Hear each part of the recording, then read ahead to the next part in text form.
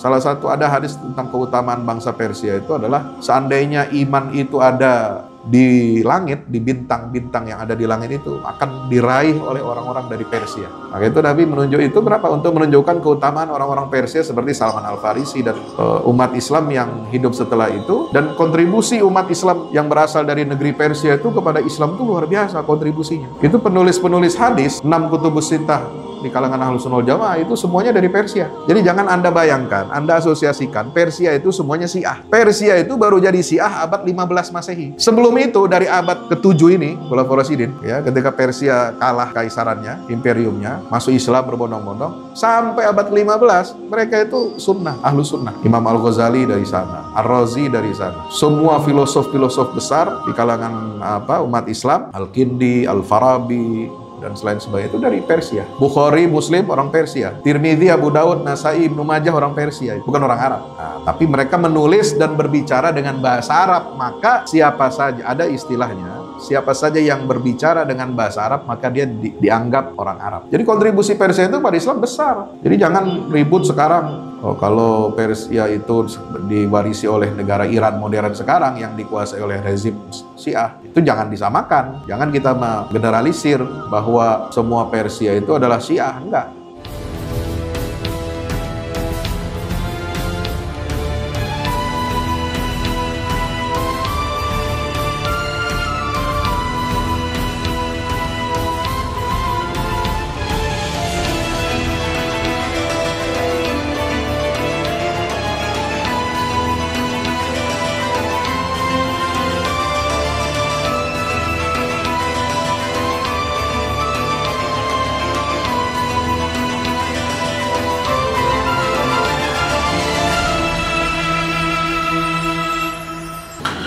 Bismillahirrahmanirrahim. Raditu billahi rabba bil islami dina Muhammadin nabiyya wa rasula.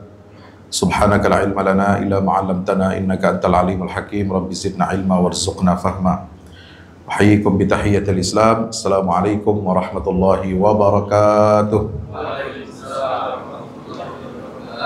Alhamdulillah berjumpa kembali kita dengan izin Allah Subhanahu wa taala di kajian rutin hari Senin hari Rabu pekan pertama, di mana kami diberikan tugas untuk menyampaikan materi-materi seputar Tarikhul Khulafa, sejarah para khalifah. Karena Nabi SAW yang perintahkan langsung kepada kita agar kita mengikuti sunnah beliau dan sunnahnya para Khulafaur Rasyidin. Kalau sunnah Nabi Muhammad SAW itu berlaku dalam seluruh aspek kehidupan kita, terutama dalam aspek agama atau ibadah mahdhah. Ya, karena Nabi SAW itu sebagai tauladan yang sempurna. Dia adalah pembawa penerima wahyu sekaligus penyampai risalah kepada seluruh umat manusia. Sementara Khulafaur Rasyidin ini adalah para khalifah sepeninggal Rasulullah SAW wafat, yang ditunjuk oleh umat, di mana keutamaan Khulafaur Rasyidin ini begitu masyhur, ya, sangat terkenal dan di-endorse langsung oleh Nabi Muhammad SAW. Maka Rasulullah SAW bersabda, "Alaikum bisunnati wa sunnatil khulafa'ir rasyidin al-mahdiyyin." Hendaklah kamu semua berpegang teguh kepada sunnahku dan sunnahnya para khulafa'ur rasyidin yang mendapatkan petunjuk Allah setelah aku wafat. Ya. Nah, Khulafaur Rasyidin ini disebutkan di dalam salah satu hadis Nabi SAW tentang pembagian umur, periodisasi pembagian fase kehidupan umat Islam ini, yaitu khilafatun ala minhajin nubuwah, yaitu umurnya selama 30 tahun. Jadi mulai Abu Bakar Siddiq radhiyallahu anhu dibaiat, ya, sampai Al-Hasan bin Ali bin Abi Thalib radhiyallahu anhuma menyerahkan tampuk kepemimpinan kepada Sayyidina Muawiyah, dimulailah yang disebut dengan Amul Jamaah. Itu berlangsung selama 30 tahun. Persis seperti yang disampaikan oleh Rasulullah dalam hadisnya. Baru setelah itu fase umat Islam berubah dari fase Khulafaur Rasyidin menjadi mulkan adhan. Khilafah yang membawa kebaikan tapi menggigit. Kenapa menggigit? Karena di masa itu tidak keluar dari dinasti atau keluarga-keluarga. Meskipun ada kekurangan di sana sini, tetapi secara umum mereka masih berpedoman kepada Al-Quran, berpedoman kepada sunnah, ada musyawarah walaupun tidak maksimal, sebagaimana yang terjadi di masa Khulafaur Rasyidin. Tapi kebaikan-kebaikan mereka untuk dakwah dan penyebaran Islam ini ke seluruh penjuru dunia itu sangat luar biasa. Nah, hadirin dirahmati Allah Subhanahu wa taala, maka Khulafaur Rasyidin ini dipuji oleh Nabi SAW. Kalau kita mau rinci dalam hadis-hadis Nabi, itu ada manaqib, hadis-hadis tentang keutamaan Abu Bakar Siddiq radhiyallahu anhu. Ada di Kutubus Sittah. Setiap kitab-kitab hadis ya, yang 6 yang diterima diakui oleh Ahlus Sunnah wal Jamaah sebagai mayoritas mutlak umat Islam, itu menyebutkan ada satu bab khusus tentang manaqib Sayyidina Abu Bakar Siddiq radhiyallahu anhu. Keutamaannya Abu Bakar khalifah yang pertama. Misalnya hadis riwayat Bukhari Muslim, "Lau kuntu muttakhidan min ummati khalilan lattakhadtu Aba Bakrin walakin akhi wa sahibi." Seandainya aku mengangkat satu di antara umatku itu sebagai kekasih, artinya orang pilihan, ya, lattakhadtu Aba Bakrin, maka aku akan mengangkat Abu Bakar sebagai kekasihku. Ya, orang pilihan Nabi SAW. Tapi dia itu adalah saudaraku dan sahabatku. Nabi SAW juga bersabda, "Ma nafa'ani malu ahadin, ma nafa'ani malu Abi Bakrin." Tidaklah berguna bagiku suatu harta yang dimiliki oleh seseorang seperti harta yang dimiliki oleh Abu Bakar itu bermanfaat buat aku. Artinya buat apa? Buat berdakwah. Jadi hartanya Abu Bakar itu digunakan oleh Nabi SAW, itu yang paling bermanfaat buat dakwahnya baginda Rasulullah SAW. Dan di dalam Al-Quran, Allah memention Abu Bakar Siddiq, walaupun tidak disebut namanya. Itu dalam ayat tentang hijrah. Nah, kita kan nih baru ya peringatan tahun baru Islam, ya, tahun baru hijrah 1 Muharram 1447. Nah, peristiwa hijrah itu pasti ada nama seorang sahabat yang nggak bisa luput untuk kita bicarakan. Siapa? Abu Bakar. Karena Abu Bakar itulah teman sejawat, teman yang mendampingi Rasulullah hijrah. Nabi milih beliau, nggak milih yang lain. Ya. Ali disuruh tidur di kasurnya beliau. Umar bin Khattab udah berangkat duluan, kan begitu. Utsman dengan istrinya itu sudah hijrah dulu ke Habasyah, ke Ethiopia. Nah, nanti dari Ethiopia nanti beliau nyusul ke Madinah. Ya. Keluarga-keluarga dekatnya nggak dipilih oleh Nabi SAW. Atau sahabat-sahabat yang lain misalnya, yang 10 dijamin masuk surga, enggak. Cuma dipilih Abu Bakar. Satu orang saja yang dipilih untuk mendampingi baginda Rasulullah. Makanya Allah berfirman dalam Al-Quran apa? Idhuma fil ghar idh yaqulu li sahibihi la tahzan innallaha ma'ana. Ya, ingatlah ketika dua orang ini, yaitu Muhammad SAW sebagai Rasul dan sahabatnya Abu Bakar, dua orang disebut oleh Allah, berada di dalam gua, ya, bersembunyi karena kejaran kafir Quraisy, kan, mengejar-ngejar mereka berdua ini. Idh yaqulu li sahibihi, ketika dikejar, ketika rombongan kafir Quraisy itu ya mendapatkan kabar ada sosok dua bayangan yang sedang berada di atas gunung Jabal Thur, ya, itu mereka datang bawa pasukan, ya. Kemudian melihat ada sebuah cekungan, ya, yang mirip gua. Sebenarnya bukan gua seperti yang kita bayangkan sekarang. Gua itu kan besar, ya. Ini gua cekungan itu untuk orang bersembunyi di situ. Mereka mendekat ke situ, pengen cari apakah ada orang di situ. Ternyata Allah menghalangi pandangan mereka, dialihkan perhatian mereka dengan apa? Dengan ditaruh di situ ada sarang laba-laba, kemudian ada burung lagi bertelur, ya, menjaga sangkarnya, menjaga telurnya yang sedang dibuahi. Sehingga berpikir orang-orang musyrikin Quraisy, nggak mungkin ada manusia di situ.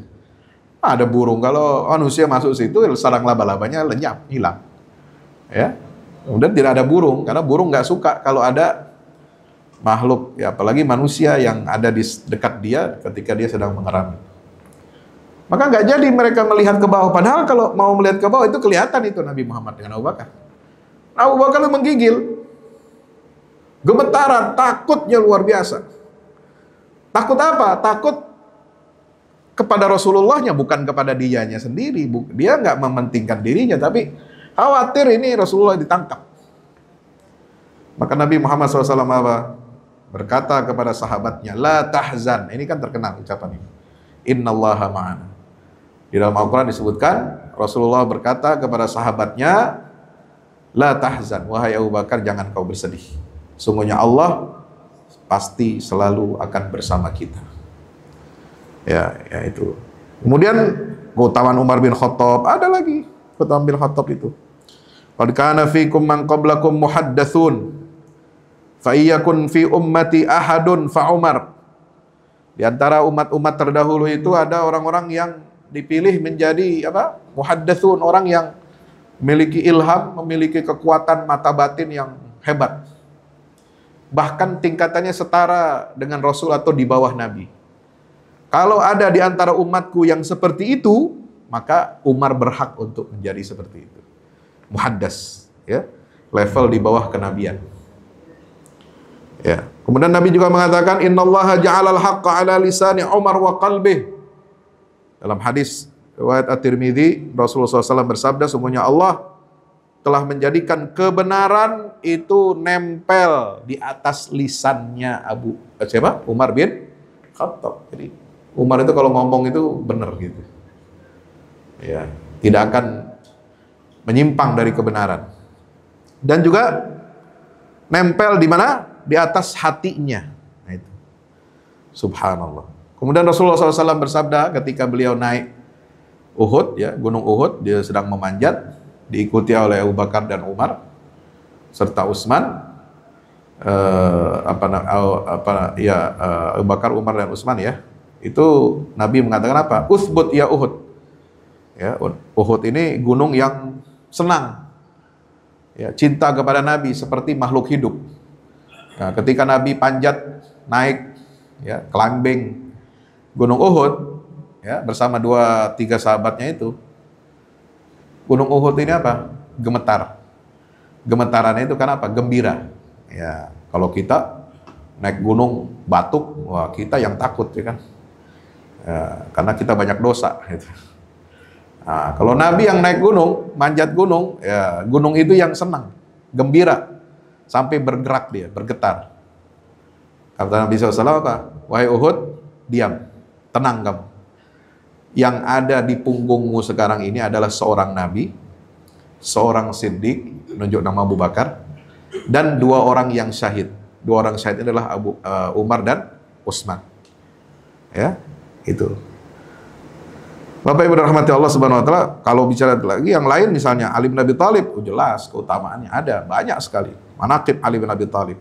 Lautiyanna rayata gadan rajulan yuhibbullaha wa rasulahu wa yuhibbuhullahu wa rasuluh. Dalam perang Khaybar, ya, ketika benteng Khaybar itu nggak bisa ditaklukkan, lama sudah dikepung, nggak bisa hancurkan benteng ini, gerbangnya, maka Nabi SAW bersabda, Lautiyanna rayata gadan, aku akan berikan, limpahkan bendera komando yang bertuliskan La ilaha illallah Muhammad Rasulullah, itu namanya Ar-Rayah.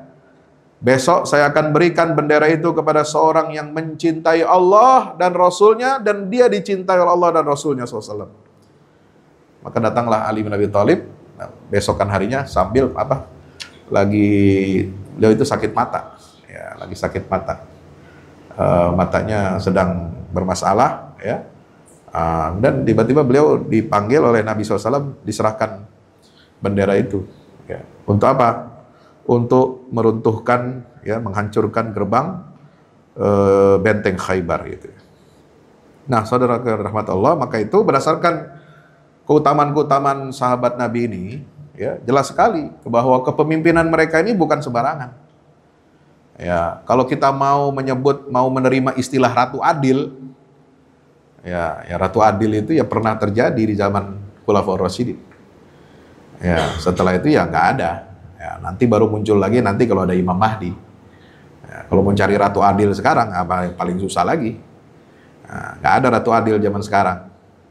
Itu apa? Pemimpin-pemimpin Islam, ya, sudah terkontaminasi dengan nilai-nilai yang merusak, nilai-nilai yang destruktif. Ya, tidak memimpin umat ini dengan kebaikan. Ya, makanya jangan aneh kalau ada negara-negara Muslim, negara-negara Arab yang mendukung Israel diam-diam atau terang-terangan. Ya, walaupun yang dibantai itu saudaranya, tapi ketika terjadi itu semua, ya mereka di belakang, ya, malah mendorong Israel supaya menghancurkan sel-sel perlawanan Palestina yang ada di Gaza.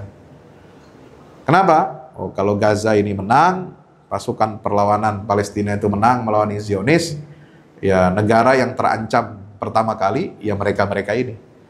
Mereka terancam dari kursi kekuasaannya. Kenapa? Karena selama puluhan tahun, sejak Zionis berdiri, ya Israel itu berdiri di negeri Palestina, ya mereka ini yang menjadi centengnya, jadi penjaga keamanan Israel.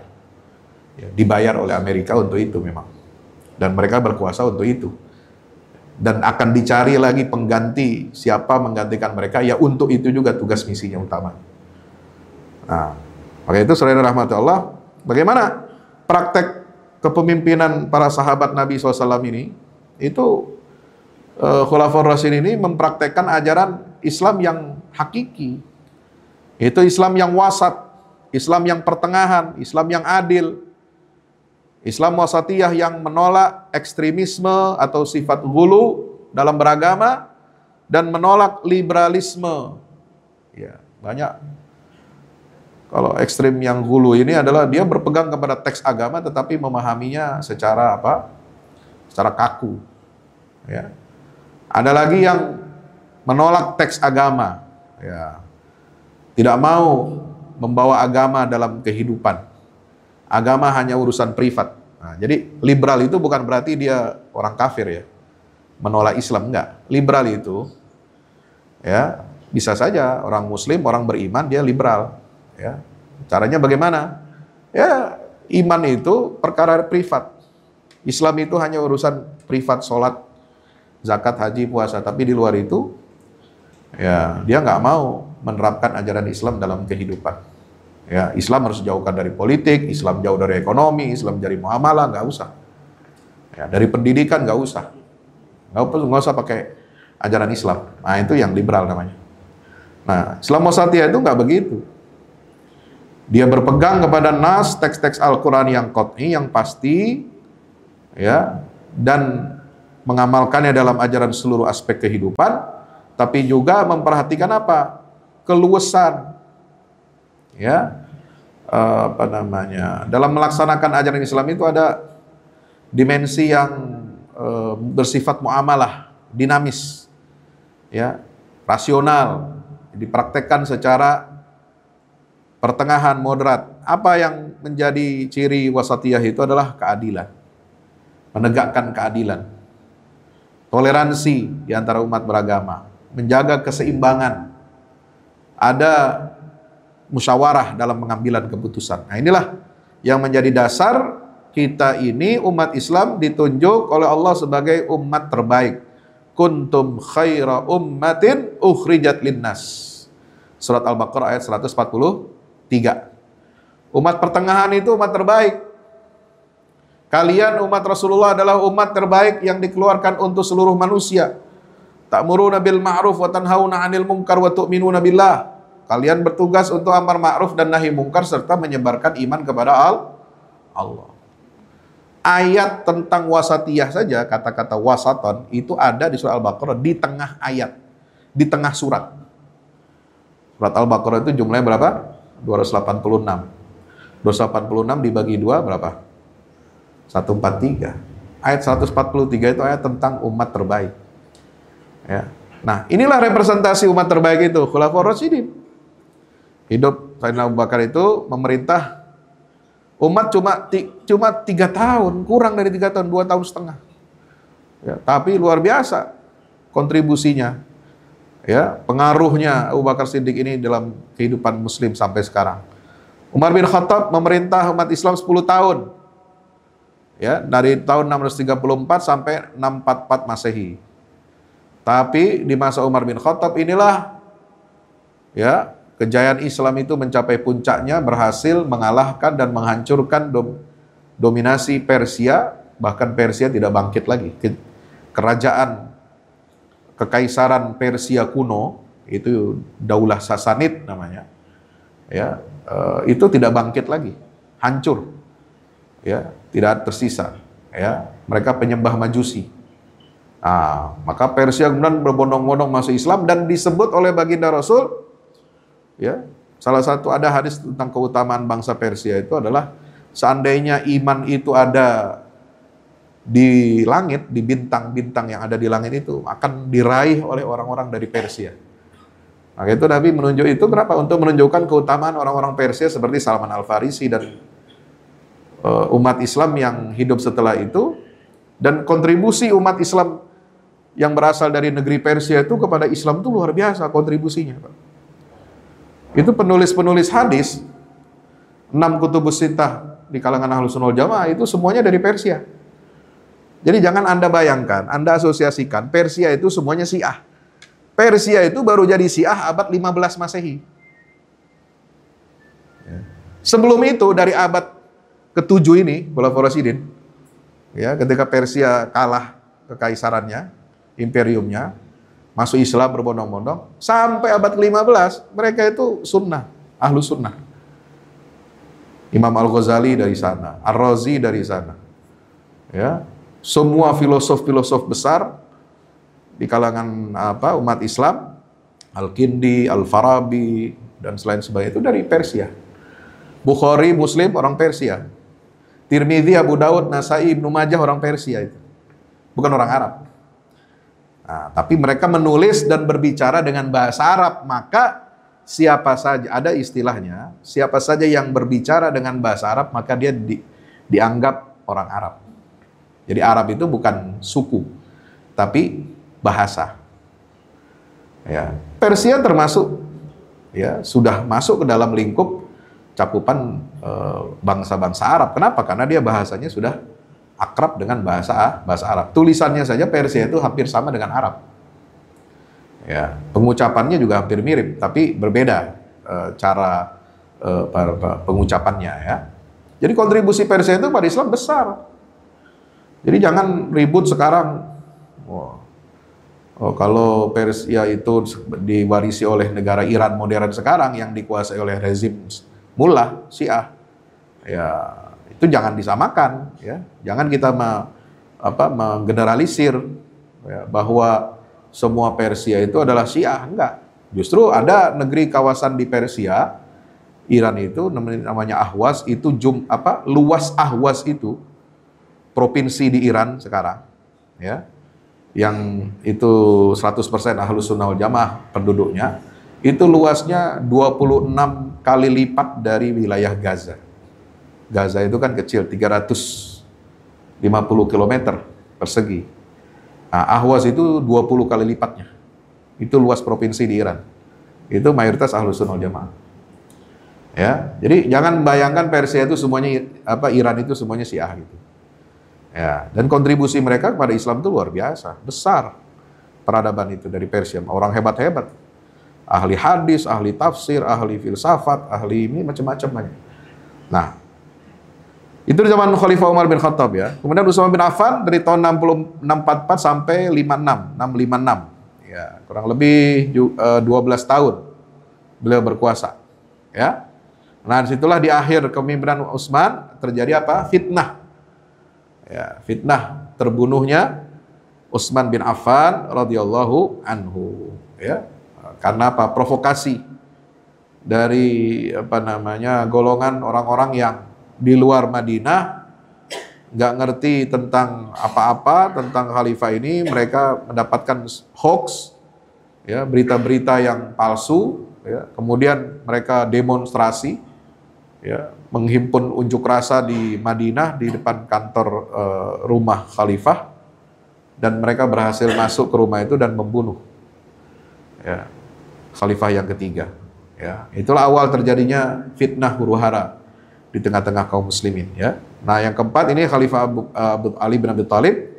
Beliau berkuasa kurang lebih 5 tahun dari tahun 656 sampai 661. Inilah yang disebut dengan masa-masa keemasan kepemimpinan Islam, ya. Bapak Ibu rahmati Allah, ya, di masa mereka ini banyak sekali futuhat, ya. Kita prestasi-prestasi Khulafaur Rasyidin ini sangat banyak. Ya, kalau mau kita rinci dari beberapa aspek bisa, tapi kita mulai dari misalnya ini dulu ya. Sebenarnya saya ingin mulai dari yang lain dulu. Masalah manajemen atau administrasi. Tapi nggak sempat ya, karena saya baru pulang dari Bandung semalam, capean. Nggak sempat bikin slide, ini yang ada dulu. Ini kita tinjau dari aspek apa? Penaklukan. Futuhat, istilah penaklukan artinya futuhat ya. Futuhat di zaman Abu Bakar ini. Kenapa? Karena Islam ini kan agama dakwah. Ya, agama untuk disebarluaskan, bukan untuk dikonsumsi pribadi, bukan hanya untuk diyakini untuk satu golongan, satu etnis seperti Yahudi. Yahudi itu bukan agama dakwah.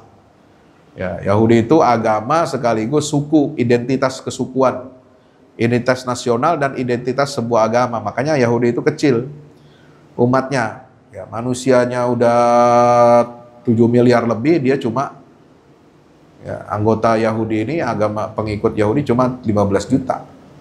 Sangat kecil, ya.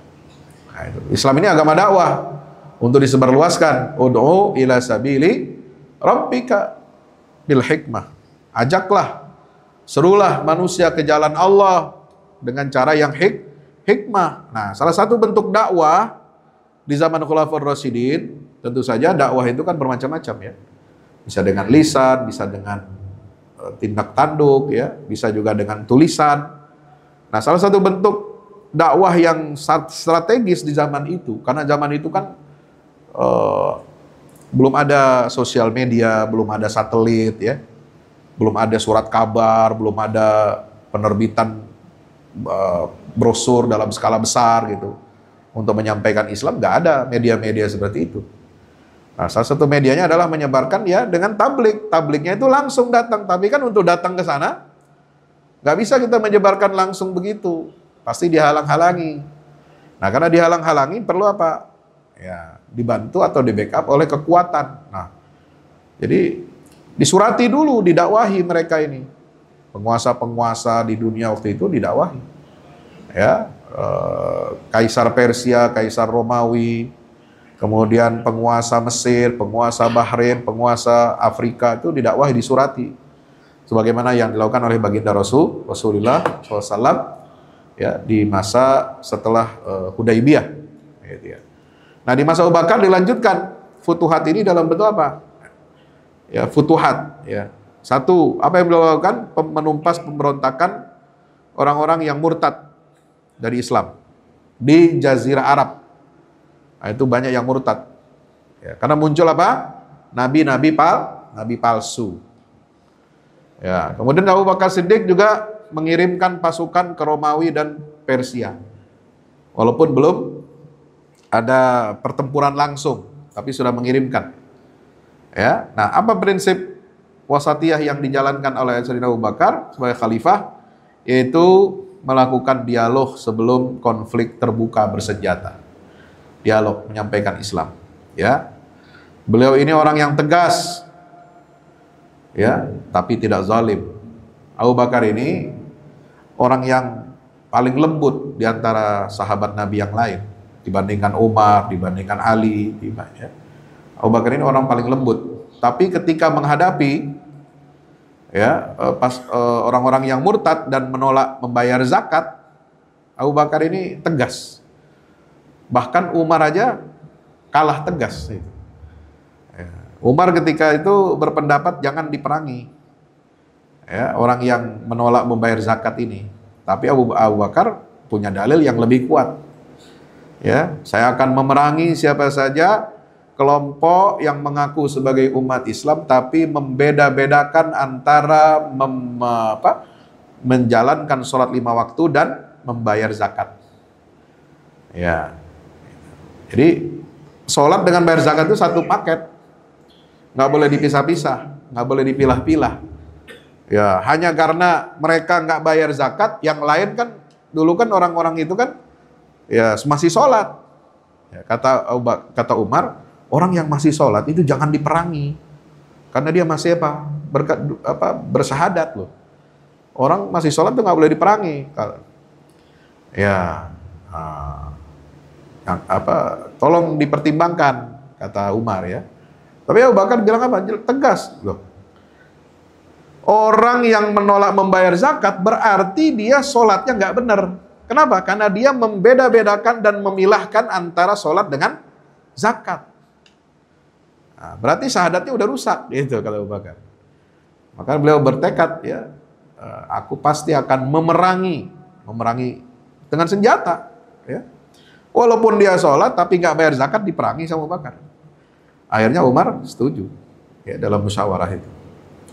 Nah itu, jadi beliau ini tegas, walaupun orangnya sangat lembut, gitu ya. Gitu. Tapi kelembutan Abu Bakar bukan berarti dia tidak bisa tegas, gitu ya. Nah, yang kedua, di masa Umar bin Khattab, khalifah yang berkuasa kurang lebih 10 tahun, tadi sudah saya sampaikan. Nah, ini menaklukkan wilayah-wilayah luas, ya. Negeri Syam semua ditaklukkan. Karena fokus Abu Bakar itu kan baru mempertahankan kedaulatan Islam di Jazirah Arabia. Yang disebut dengan Jazirah Arabia itu adalah mulai dari dari Yaman, ya, dari Laut Merah, kemudian Selat Yaman itu ya, Bab Mandab, kemudian bawahnya itu perairan Samudra India, ya. Kemudian masuk ke Teluk Arab atau Teluk Persia, itu namanya Jazirah Arab. Nah, yang disebut dengan wilayah Syam itu adalah yang berada di atas perbatasan Jazirah Arab itu, yaitu mulai dari mana? Negeri Syam. Syam ini meliputi Palestina sekarang, ya, Lebanon, Yordania, dan Syria. Itu negeri Syam. Kalau itu yang disebut di masa lalu, itu negeri Syam. Nah, sekarang sudah terpecah menjadi 4 negara. Kenapa? Ya, karena proyek imperialisme Barat. Ya, dalam perjanjian Sykes-Picot tahun 1916 membagi wilayah Islam di bawah kekuasaan Ottoman Turki, ya, negeri Syam itu menjadi incaran utama. Turki dipaksa terlibat dalam Perang Dunia ke-1 dan sudah diprediksi pasti kalah, ya. Nah, maka sebelum kekalahan itu sudah diumumkan dulu, ini wilayahnya akan dibagi-bagi, walaupun dalam perundingan rahasia antara Menteri Luar Negeri Inggris dan Prancis waktu itu. Nah, maka negeri Syam itu terpecah menjadi 4 negara. Nah, tahun 1917 keluar janji deklarasi Balfour, ya, memberikan tanah Palestina itu ke Yahudi. Tahun 1918 tentara Inggris masuk ke Yerusalem, ya, mengumumkan berakhirnya Perang Dunia ke-1 dengan jatuhnya, ya, tanah Palestina, Yerusalem itu kepada Inggris dan dijadikan daerah wilayah mandat Inggris, Al-Intidab Al-Britani. Nah, disitulah Jenderal Panglima Tentara Kekaisaran Inggris mengatakan pada hari inilah Perang Salib baru berakhir. Nah, jadi memang tujuan mereka itu adalah untuk merebut Yerusalem, merebut Masjidil Aqsa yang tidak berhasil mereka rebut setelah kalah oleh siapa? Salahuddin Al-Ayyubi tahun 1187. Nah, kemudian Mesir ditaklukkan zaman Umar bin Khattab. Irak, Persia ditaklukkan. Nah, itu semua adalah wilayah kekuasaan Romawi dan Persia. Maka terjadi perang besar di sana di masa Umar bin Khattab, perang Yarmouk, perang Qadisiyah, Nahawan, dan lain sebagainya. Nah, apa prinsip wasatiyah yang diterapkan oleh Umar? Jadi dalam perluasan dan penaklukan Islam ini, Umar bin Khattab menetapkan apa? Perlindungan terhadap non-Muslim. Ya, yaitu mereka sebagai ahlu zimmah. Tidak merusak rumah ibadah, tidak menghancurkan rumah ibadah mereka, terutama Kristen. Ya, Kristen Ortodoks itu kan banyak. Ya, di mana? Di negeri Syam, Palestina, Yordania, Syria, Lebanon tuh banyak gereja-gereja tua. Ya, bahkan di kota suci Yerusalem itu ada gereja makam kudus, The Holy Sepulchre, ya, yang sangat disakralkan oleh umat Kristiani. Itu tidak dirusak, tidak dihancurkan, tetap dibiarkan ada situs-situs itu, ya. Nah, itulah disebut dengan perjanjian damai. Umar bin Khattab ketika menaklukkan negeri-negeri itu, mereka menerapkan apa? Adanya perjanjian damai dengan misalnya rakyat rakyat Yerusalem. Nah, Pak Ibu dirahmati Allah, ini di masa Umar bin Khattab, ya. Kemudian Utsman bin Affan, ini menaklukkan wilayah Afrika Utara. Afrika Utara, kalau Umar kan sampai Mesir saja, tapi setelah lewat dari Mesir, ya, Libya, Tripoli, kemudian terus Aljazair, kemudian apa? Maroko, ya, sampai ke Mauritania, Afrika Utara ujung barat. Itu ditaklukkan pada masa Utsman bin Affan, ya, oleh Bani Umayyah, ya, di masa Sayyidina Utsman bin Affan. Panglima-panglimanya dari Bani Umayyah. Gitu. Kemudian Armenia juga termasuk daerah taklukan. Azerbaijan termasuk ditaklukkan. Ya. Nah, perang besar di masa Utsman itu terjadi di Armenia. Ketika itu banyak para penghafal Quran yang gugur, ya. Maka Utsman bin Affan membentuk panitia kodifikasi Al-Quran. Nah, itulah. Jadi, kenapa kita bisa memegang mushaf yang menjadi acuan kita bersama, ya, tidak ada perselisihan di seluruh umat Islam di dunia ini, tidak ada perselisihan, itu mushafnya satu. Ya, itu karena ada proses kisah di balik itu ketika pertempuran Armenia.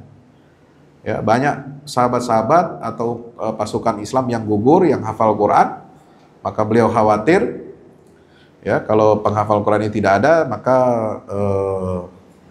harus dibuatlah penyatuan lahjah, ya, penyatuan dialek dalam membaca Al-Quran, karena pada peperangan itu antara satu pasukan dengan pasukan yang lain, umat Islam ketika bertemu itu membaca bacaan Qurannya kok ada perbedaan antara pengikut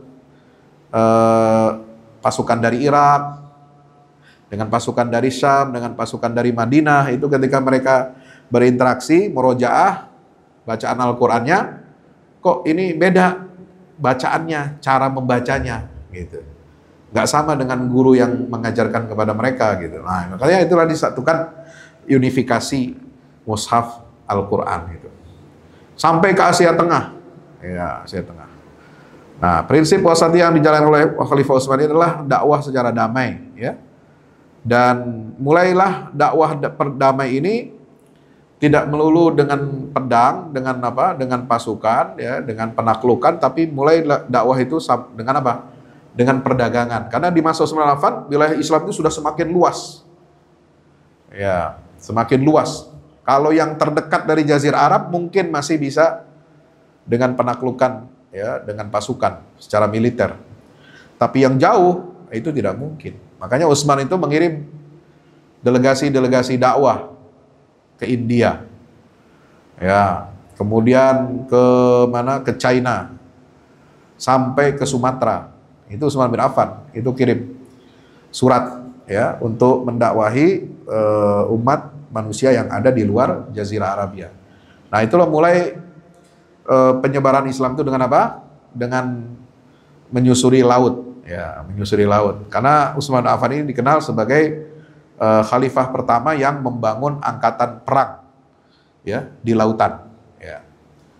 Berikutnya, Mas Ali bin Abi Thalib, Futuhat ini fokus beliau kepada rekonsiliasi umat. Ya, kan ada perpecahan setelah wafatnya Utsman bin Affan itu ya. Satu menuntut agar khalifah yang baru terpilih segera menyelesaikan kasus hukum ini, ya, pembunuhan terhadap Utsman bin Affan. Nah, satu yang mengatakan nanti dulu, tunggu stabil, tunggu lihat, tenang dulu, nanti kelihatan siapa yang terlibat dalam ini. Nah, tapi kemudian ya sudah takdirnya, ya, Allah menentukan demikian. Maka terjadilah perselisihan, ada perang Siffin, ada perang Jamal dan sebagainya. Tapi meskipun di masa-masa perpecahan itu, ya, Ali bin Abi Thalib ini dengan kebijaksanaannya yang tinggi, dengan ilmunya yang tinggi, ya, tetap bisa mempertahankan nilai-nilai wasatiyah, ya, nilai-nilai moderasi, ya, pertengahan. Ya, satu, apa ya, prinsip wasatiyah, menolak kekerasan terhadap sesama Muslim. Ya, beliau selalu bilang, walaupun kita berada di pasukan yang berbeda dengan Muawiyah, ya, kita memerangi mereka ini bukan karena mereka sudah kafir, mereka bukan ini, tapi mereka disebutkan sebagai apa?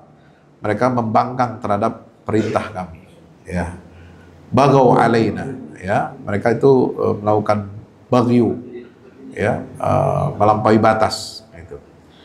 Kemudian tidak, jadi menolak untuk mengkafirkan, ya, walaupun berbeda pendapat dalam politik. Nah, ini harus kita contoh sekarang.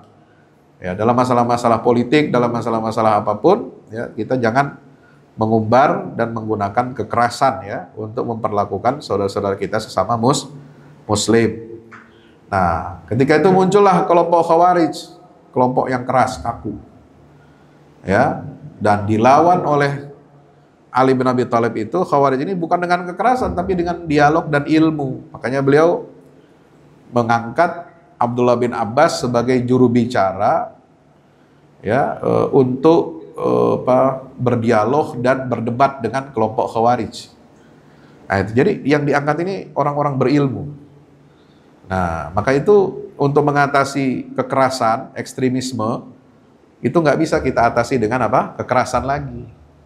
Nggak bisa ditumpas dengan senjata kekerasan itu, tapi harus dengan akal, dengan ilmu, supaya mereka tobat kembali ke jalan yang benar. Untuk apa? Menumpahkan darah sesama umat Islam.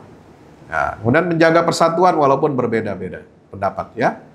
Maka itu prinsip wasatiyah itu diterapkan dalam praktek penaklukan Islam, itu dengan adanya toleransi beragama di wilayah-wilayah yang ditaklukkan itu, toleransi dijunjung tinggi, tidak ada paksaan non-muslim masuk ke dalam Islam. Keadilan, para pemimpin ini adil melindungi non-muslim, ya, dengan membayar jizyah dan tidak memberatkan. Menegakkan musyawarah, prinsip syura dalam pimpinan. Kemudian manusiawi, ya, ada larangan dalam ajaran Islam untuk membunuh warga sipil. Jadi Futuhat itu kesimpulannya adalah dakwah peradaban, bukan penjajahan. Jadi Islam menaklukkan negeri-negeri itu bukan untuk menjajah, bukan mengambil harta kekayaan alamnya, bukan mencuri harta karun sejarahnya. Ya, beda dengan zaman sekarang. Ya, Amerika masuk ke Irak, masuk ke Afghanistan, itu kan cari kekayaan alam, nyolong, ya, ngambilin, mencuri, merampas harta karun sejarah. Ya, Inggris dulu sama begitu. Inggris masuk ke Pulau Jawa, Belanda masuk ke Indonesia, ya sama, ngambil harta kekayaan, dijual, diborong ke negaranya, kemudian ngambil harta karun sejarah kita. Banyak harta harta karun milik kesultanan kerajaan-kerajaan Islam itu ada di negara mereka, ya, dan belum bisa dikembalikan ke sini. Nah, kalau Islam itu enggak. Islam itu menaklukkan itu bukan untuk menjajah, bukan untuk merampas kekayaan alam, bukan untuk menganiaya orang yang tertindas, ya, bukan untuk memaksa orang pindah agama. Makanya kita lihat statistik pertumbuhan Islam di negara-negara, ya, ketika Futuhat itu ya, itu pertumbuhannya lama. Islam itu minoritas, baru menjadi mayoritas di peluk agama di negeri itu setelah 3 sampai 4 abad berikutnya. Baru Islam itu mayoritas. Tapi ketika abad pertama, abad kedua Islam menaklukkan negeri itu masih banyak non-muslim. Lebih banyak daripada umat Islam itu sendiri. Maka itu Khulafaur Rasyidin adalah teladan bagi kita untuk mewujudkan kepemimpinan yang moderat, dan mari kita sama-sama untuk melanjutkan kepemimpinan yang moderat, kepemimpinan yang wasatiyah sebagaimana teladan dari Khulafaur Rasyidin. Demikian, mohon maaf atas segala kurangannya. Bila taufik wal hidayah. Assalamualaikum warahmatullahi wabarakatuh.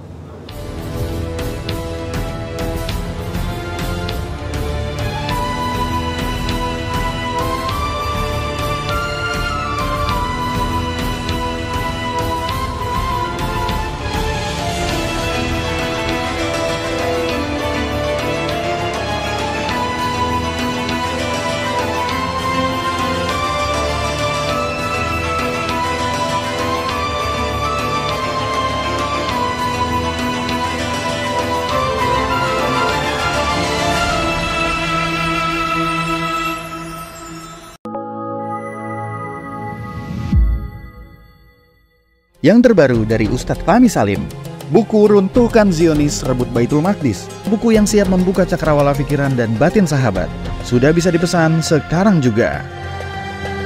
Hasil yang dicapai para mujahidin dalam pertempuran Badai Al-Aqsa 7 Oktober 2023 memiliki arti penting ataupun nilai strategis, bukan hanya dalam pembuktian bahwa kekuatan Israel bisa dikalahkan bahkan oleh pihak yang memiliki persenjataan jauh di bawahnya, melainkan juga dalam menyadarkan dunia Islam, terutama para pemimpinnya yang memilih menjadi penonton ketimbang membantu sesama saudaranya.